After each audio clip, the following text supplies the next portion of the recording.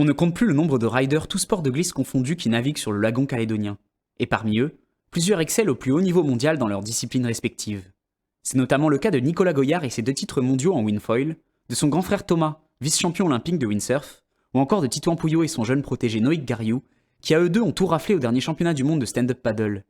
De son côté, Arthur Gilbert est également monté sur la plus haute marche du podium de la Coupe du monde de kitesurf freestyle, il y a quelques semaines au Brésil, où Titouan Galea et son wingfoil ont eux aussi dominé le premier tour mondial de ce nouveau sport nautique.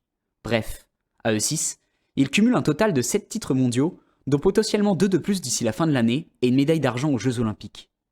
Les chiffres parlent d'eux-mêmes. Depuis 15 ans, la Ligue calédonienne de voile a fourni pas moins de 40% des athlètes locaux inscrits comme sportifs de haut niveau sur les listes ministérielles, preuve que notre lagon est une véritable pépinière de champions. Car si les Calédoniens excellent autant dans les sports nautiques, c'est avant tout grâce à notre superbe plan d'eau, où les alizés constants et la température de la mer permettent aux passionnés de la glisse, comme le seupiste Noïc Gariou, d'être sur l'eau 365 jours par an ou presque. Je pense que c'était un peu tous notre cas. Pour la plupart des champions, ils ont grandi sur un voilier, moi pas, mais j'étais en mer tous les week-ends. Et après l'école, c'était direction le Rif. Et puis c'était principalement pour passer un bon moment au début. Et petit à petit, après, ouais, ça s'est transformé. On va chercher un peu plus de performance, et puis toujours plus rapide, toujours plus fort. Et puis donc petit à petit, forcément, ça a fait monter le niveau. Ouais. Je pense que ça a été notre force entre guillemets sur ces sports de glisse parce qu'on avait tous cet accès à la mer et à la plage et à l'eau, tous ces plans d'eau hyper facilement en fin de compte. Des plans d'eau de classe mondiale, ou étapes de Coupe du monde de windsurf ou bien de kitesurf se sont notamment succédés ces dernières décennies. De quoi motiver les riders calédoniens, qui sont nombreux à s'inscrire aux compétitions de glisse sur le caillou, participant ainsi à créer une certaine émulation sur le territoire qui pousse les jeunes à se surpasser. Comme le niveau est déjà très relevé, les jeunes qui arrivent, ils sont tirés très vite vers le haut. Par contre, là, on bute après à 16 ans, 17 ans, il faut quitter le territoire. Il faut aller voir ailleurs pour continuer à voir ce que c'est que le haut niveau et continuer à être tiré vers le haut. Si le jour où on est champion de Calédonie, on reste en Calédonie, ben on ne progresse plus, c'est fini.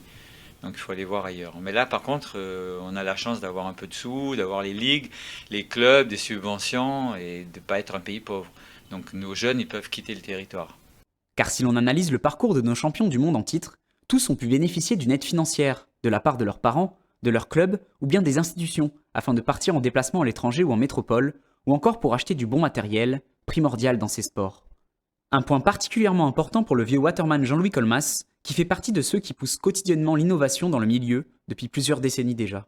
Financièrement, la Calédonie, c'est un pays riche, donc ça permet quand même de faire le développement, puis d'avoir toujours du bon matos, qui motive beaucoup quand même les coureurs.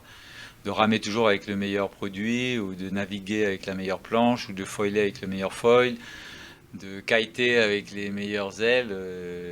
Voilà, c'est des jeunes qui sont un peu gâtés, mais ça les motive quand même d'aller tous les jours sur l'eau. Si vous avez un vieux vélo en aluminium pour pédaler, c'est compliqué. Si vous avez un super vélo en carbone, vous allez y aller plus facilement. La motivation, elle est là. Hein. Mais entre l'accès au haut niveau et un titre de champion du monde, le chemin est encore long et semé d'embûches. Et Emmanuel Goyard, père de la fratrie Goyard et ancien entraîneur de windsurf au sein de la Ligue calédonienne de planche à voile, en sait quelque chose. Le parcours de minime jusqu'à sport de haut niveau, en gros qui va de 12 ans jusqu'au bac, vers 18 ans, c'est un tout petit parcours par rapport à ce qui suit quand on veut avoir une carrière sportive de haut niveau jusqu'à l'excellence, olympisme ou autre. La transformation de l'essai quand on arrive en métropole pour diversifier son expérience et aussi continuer à faire des études, c'est le moment peut-être le plus difficile. Et c'est peut-être là que les Calédoniens ont une force, c'est qu'ils ont pris tellement goût en étant petits jusqu'au bac, à naviguer, à partager avec les autres toutes leurs expériences nautiques. Ils ont tellement ce goût-là qu'ils ont peut-être plus envie que les autres de continuer. Titouan Pouilleau, les frères Goyard, Titouan Galea ou encore Arthur Gilbert, tous sont passés par la métropole pour leurs études ou des formations, tout en continuant de pratiquer leur discipline sur le circuit international. Un essai transformé puisque leurs compétences nautiques emmagasinées sur le plan d'eau calédonien, aguerries par une expérience plus approfondie de la compétition au plus haut niveau, leur a finalement permis de se hisser sur le toit du monde.